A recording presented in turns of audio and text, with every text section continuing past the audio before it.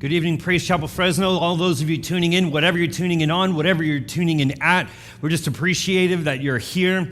Still going through the book of Revelations. We're in chapter 18, going to wrap up chapter 18 tonight. Don't forget, you can continue to support this ministry, this church, this move of God via tithes, offerings, love gifts, prayers, support, all of that. But you can tithe, you can give via Easy Tithe on your smartphone app. You can find that in the iStore or Google Play. You can also go to easytithe.com, search Praise Chapel Fresno, and it'll show you exactly which one you can give on. Or you can go to praisechapelfresno.com, click Give in the upper right-hand corner. It'll take you to a third-party website we're contracted with where you can give safely, securely, and also if you're joining us on our in-person services, you can give. We have our tithes and offerings envelopes that are located on the back of every chair, and our tithes and offerings box is located just outside the sanctuary for you to drop it off in. If you're joining us on our online campus only, you can still support via tithes, offerings, love gifts, whatever, via mail. If you don't know our address, just Google Praise Chapel Fresno, California. You'll see which one you can give on.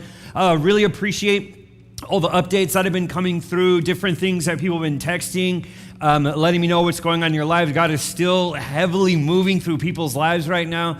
It's so amazing to stand up here and preach and people tell me exactly what it did for them. You know, that what God put on my heart really was God. I mean, half the time when I'm preaching, I'm like, man, nobody wants to hear this, you know, but I pray, I research, I do all this, and I'm like, well, this is what God wants to say. But every time I step up, I'm like, you know, I'm not really sure. Like, most of y'all just stare at me like this.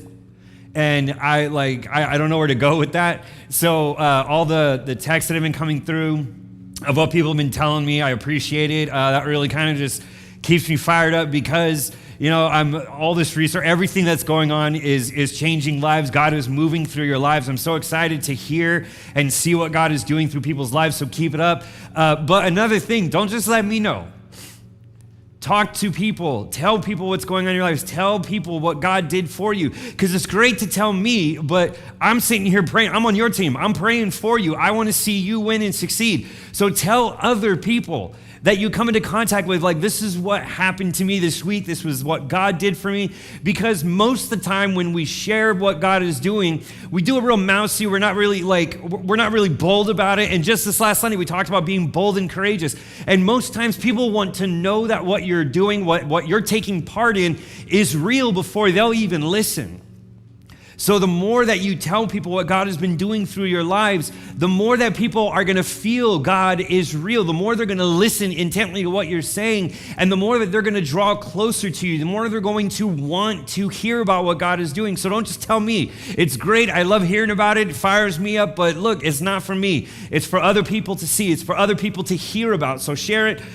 Just a lot of stuff has been happening these last 2 weeks. Just text after text after text, emails, all this kind of stuff is coming through, and I'm so excited.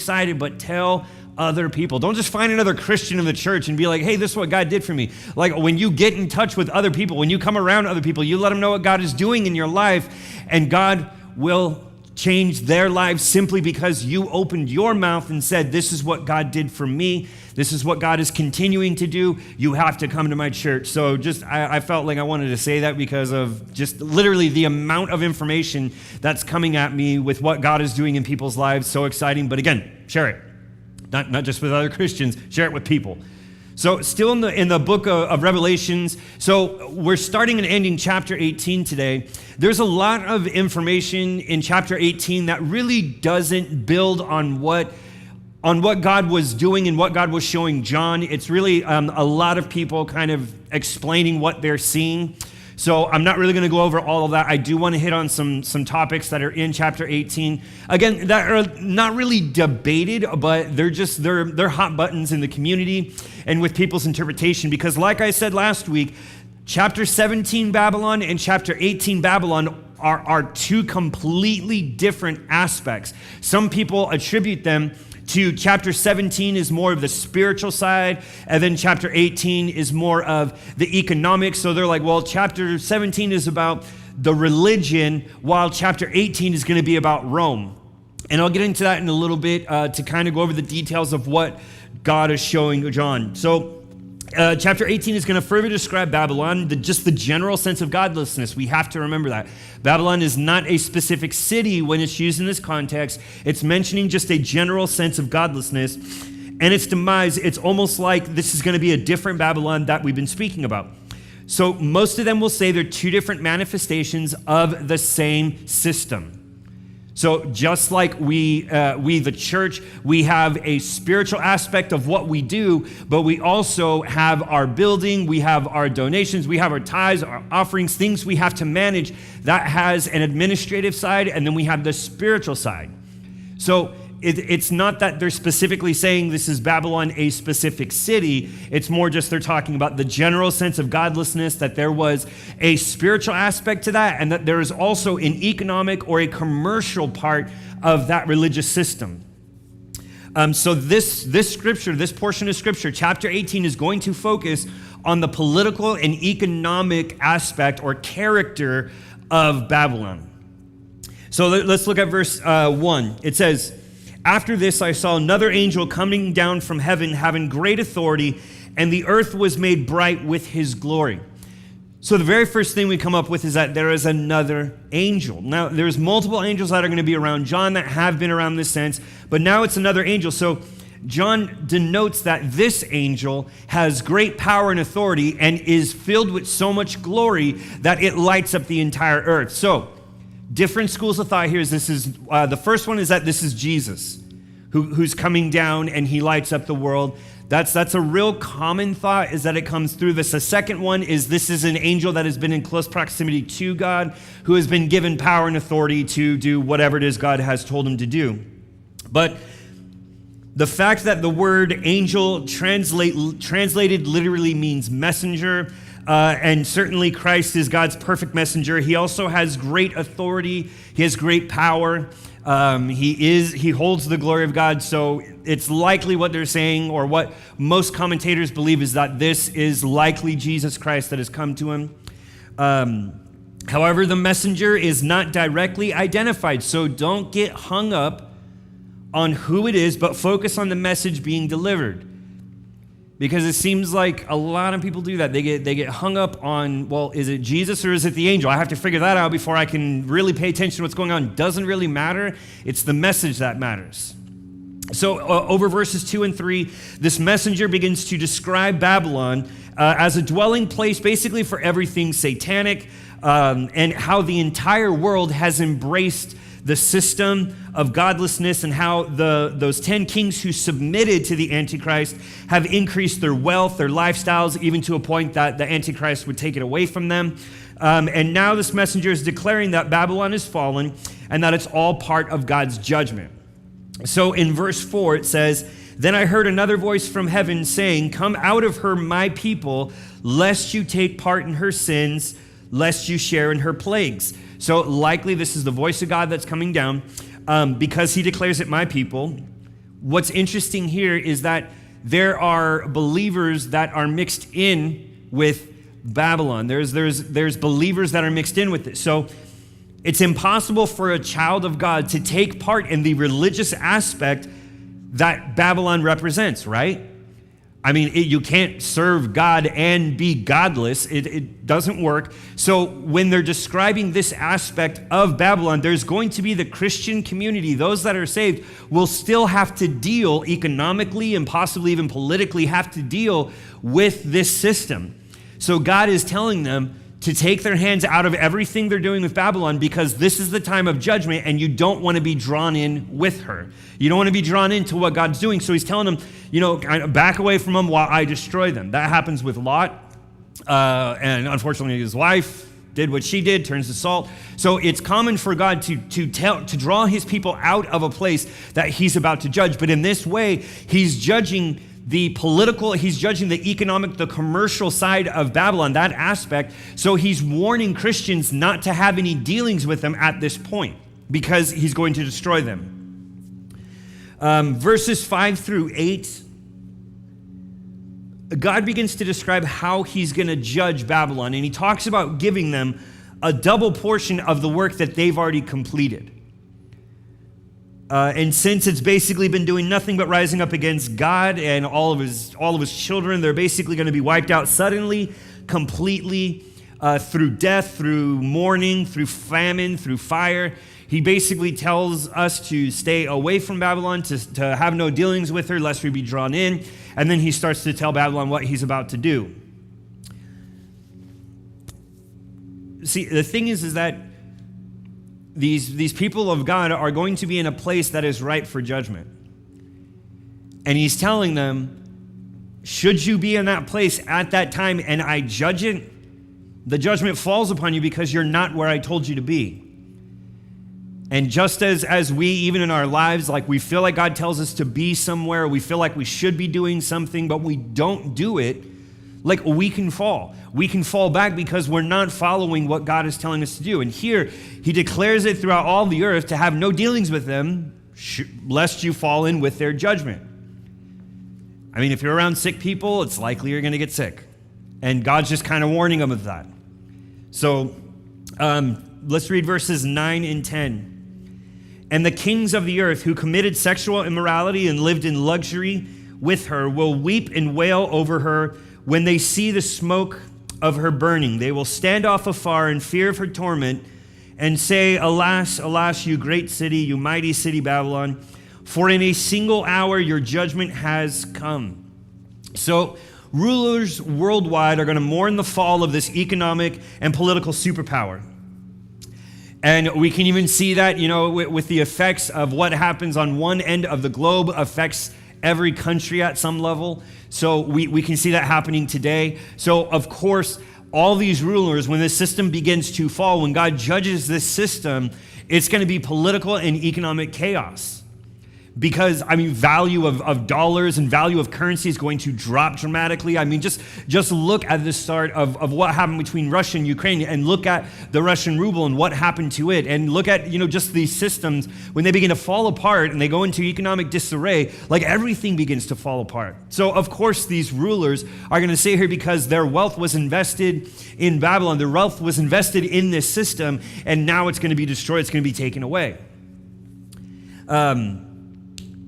When the religious system fell, no one mourned.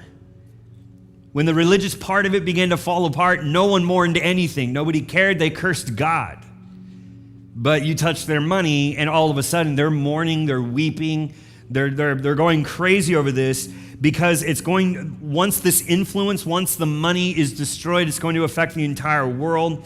It's going to cause worldwide grief. This verse references sexual immorality again. But again, we have to remember that in this type of apocalyptic style of interpretation, when they bring things like sexual immorality, it's not really meaning that they had that they were with the whore of Babylon, as they call it. This is about idolatry. They were worshiping their money. Their faith was in their funds. And when that got taken away, they mourned. Standing far off, I kind of like that one. That's pretty funny. From a human perspective, these rulers see Babylon as a prosperous, powerful city. But from God's perspective, Babylon was extremely sinful, self-centered, proud, and idolatrous. The rulers, they're looking at this city that just fell into judgment in a single hour. Not that they really see destruction, but they begin to distance themselves for fear that God is coming after them. Not even they want to have association with Babylon because they're afraid that God will judge them just as quickly. And again, when we read through this, a lot of times people are going to reference in 1 hour. It is not likely that in 60 minutes this will all fall apart. What John is seeing is he's seeing that through the tribulation, this 7-year period, this last portion that begins to happen with the fall of Babylon happens in a very quick amount of time.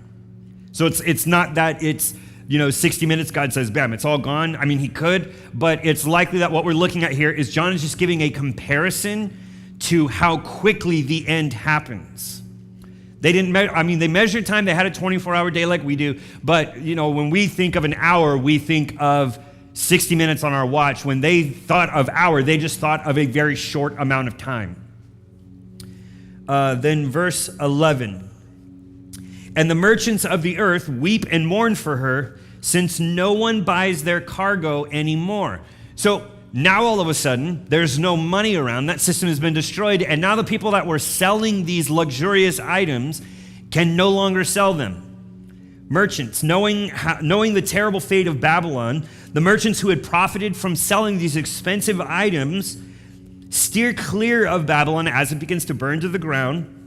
And again, they look from a distance, and it's all, whenever it says from a distance, it's literally, they just don't want to get so close that judgment will come to them. That's their main concern here. It has nothing to do with, they're believers that have decided to stay away because they're still called merchants and others. So it's people that have dealings with the system, but they are staying far away from it because they're afraid that God's judgment will come upon them. Then verses 17, 18, and a portion of 19.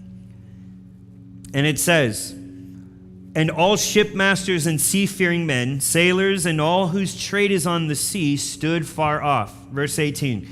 "And they cried out when they saw smoke burning, and they threw dust on their heads as they wept and mourned, crying out." And then it's going to list what they cry out over when you read through. Just, they don't say anything else that anyone else hasn't already said. So the seafaring men, in each one of these entities, the cry or the lament at the fall of Babylon, the mention of time, again, don't get caught up on the time frame. It's not 60 minutes, it's just a short amount of time. John is relating how quickly it's going to fall. Now, seafaring men, I thought this to be extremely interesting because, in John's time, I understood that there was some form of commerce that happens that goes over the sea. I understood that to that degree, but my assumption wasn't that it was that much of an influence in John's time, that there was likely just going from city to city, that most of it would have happened along coastal cities, port cities like that. So I looked at today exactly how much commerce is going across our oceans, how much is actually going on, because again, we order stuff from Amazon. Our assumption is it gets on a plane, it gets on a truck, it drives, excuse me, and it ends up at our door. So I looked it up. I was kind of shocked. 90% of the world's goods travel over its oceans. 90%. I would assume that our oceans would have just as much traffic as like Los Angeles. But 90% of all of our goods travel over one of our oceans. And after this fall happens, it appears that this form of commerce is going to be irreparably damaged. So now not only are the merchants not selling anything, now the ships aren't even going to the other countries. They're not even going to be going there because they're trying to stay as far away from Babylon to prevent some form of judgment against them. The casting dust on their head, I really thought that was weird, that these men would throw dust on their heads. So I did a little research, kind of went through that in a big way, and got in touch with some people that I know in the Jewish community and just kind of asked, like, what's this whole deal of throwing dust on your head? Because it's not really explained throughout most of, it's not explained in the Bible. It is something where they say, they sit in dust and ashes. So as I was kind of researching, I found out that this is another specific type of mourning that is common in the Hebrew community. I would be more accustomed, so I was like, would this be like, they're tearing their shirts, and it would be something like that. They'd tear their garments to show how much they're mourning. So this is just another form of mourning, and it doesn't have any real specification, just it's a show of mourning. So when this happens, I believe John is trying to translate to them how deeply this is going to affect every individual that's on the planet that was dealing with Babylon. So again, if God warns us not to have any dealings and you deal primarily in shipping, then that first warning would be like, okay, I have to focus on other methods of shipping things to those that need it here instead of going through there. So it's a form of mourning that is showing it's a great show of grief, that they would take dust or they would take ashes or rubble of something that has fallen and they would throw it on their heads just to show everyone exactly how devastated they are by whatever just happened. But I thought it was I found that one instance in the Bible, and I found other instances in the Bible where it talks about people, the relation with dust, with ashes, but this is the first time I read that it was actually on their heads, that they're throwing it on their heads. But again, it's just a form of mourning, and I think John is just trying to relate to his readers exactly how deeply this is going to affect all of humanity by saying, they're mourning, they're weeping. This is a horrible thing that has happened. It's a physical expression meant to express humility also. So it's not just about, I'm in grief, I'm in mourning. It's also to express just how humble they are, their humility. They're wanting to show everybody just how humble they are. And then verses 21 says, "Then a mighty angel took up a stone like a great millstone and threw it into the sea, saying, 'So will Babylon, the great city, be thrown down with violence and will be found no more.'" The millstone, you'd probably seen it in some form of movie where there's a woman and she has a flat slab that's in front of her. She has grain on it and she's kind of rolling. She's rolling and she's crushing the grains to make a type of flour. So the millstone is the flat part. And even in my research, I found out that they have two different systems of this. So there would be one where they roll, and then one where they literally just put the slab on top of it and they move it back and forth. So this angel picks up this millstone. Now, the millstone can be anywhere from about a foot and a half, 1 foot 6 inches long, and about 6 inches thick, and 4 inches thick, about 6 inches wide. And those ones were typically used, you would use your hands, but there were other forms of millstones that were so large that they required animals or mechanisms to operate even in this time. So this angel that he's using, it uses the term great, so meaning extremely big or very large. So the angel drops the stone in the ocean and then says, this is what's going to happen to Babylon. Again, the symbolism here is just that the fall is going to be very quick. It's going to be very violent. I used to throw rocks in ponds for fun, and Madera, that's all we had to do. And so bigger rocks get bigger splashes. It's going to be very evident that something has happened. It's going to be very violent, but it's going to happen, and then that's going to be it. It's not going to be found anymore. So he's just trying to relate to John, who is relating to his readers, that when this happens, it's going to be a very big deal at first, and then it's going to subside, and no one will find this system or the political pressure, the economic system that is placed there. No, it won't be found anymore. And he's just giving him a visual to that by dropping this giant stone in the ocean. Something you have to be careful of is quite a few people in the community that will interpret this as a meteor falling to the earth. I don't really kind of get that. I think John has given a symbolization before. We talked about great mountains on fire falling from the sky. I think that's a pretty apt description of what he would see as, let's say, an asteroid or a meteor hitting the earth. This is it's a symbolic gesture of a literal movement. So he's saying, this is what's going to happen to Babylon. It's going to hit, when God hits, it's going to make a big deal, and then it's going to be gone forever. So I don't think this is really a meteor striking the earth or striking an exact spot where Babylon actually is. And I think that's something that's important to also recognize, is that if people want to say that Babylon is an actual city, symbolically, the angel is just saying that when it hits, it's going to hit on Babylon. God's going to hit on it, and it's going to be wiped out forever. And I don't think that this might be under the sea is what the angel's trying to do. He's just trying to give illustration of the violence that's going to happen and how quickly it's going to be over. Because, you can drop a rock and you see a few ripples, the splash, and then that's it. And that's what he's saying. It's not going to go on forever. People aren't going to sit there and constantly mourn what's going to happen. Of course, there's going to be a period where people are going to attempt to rebuild things in a different manner, but he's just displaying to him exactly how God's judgment is going to come upon Babylon, how it's going to be violent, how it's going to be quick, and then it'll be gone forever. So that's chapter 18, almost wrapping up this entire book. Again, if there's any questions about what's actually going on, or if you are kind of misunderstanding something that you're reading, go back and watch the first video that we posted. That would be back in January, just because I go over how to interpret apocalyptic style. So a few of the questions that I've gotten previously have been over that interpretative style, reading something and saying, well, why does he say that? But using the apocalyptic style of interpretation, you can understand exactly why, how, and who he's trying to speak to when he's writing this, that not everything he's talking about is in literal. A lot of it is symbolism. A lot of it is him just trying to get those that are going to be reading this in his day to understand exactly what he's trying to tell them, because even he is seeing things that he doesn't quite understand. So that's chapter 18. We appreciate you guys tuning in. Don't forget, you can give Easy Tithe, your tithes or offerings, your love gifts. You can do Easy Tithe. That's in the Apple Store or it's in Google Play. You can also go to easytithe.com, search Praise Chapel Fresno. You'll see exactly which one you can give on. Or you can go to praisechapelfresno.com, click on the menu button where it says give. It'll take you to a third-party website we're contracted with, safe, secure. If you're joining us on our in-person services, we have envelopes behind every chair. Tithes and offering box is located just outside of the sanctuary for you to drop it off in.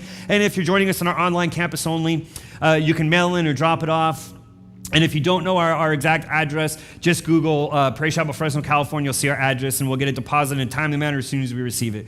But we love you guys. We'll see you either in person or online Sunday at 10 a.m. Don't forget to invite someone. Don't forget to text someone and tell them all that God has been doing in your life today. We love you. We'll see you then.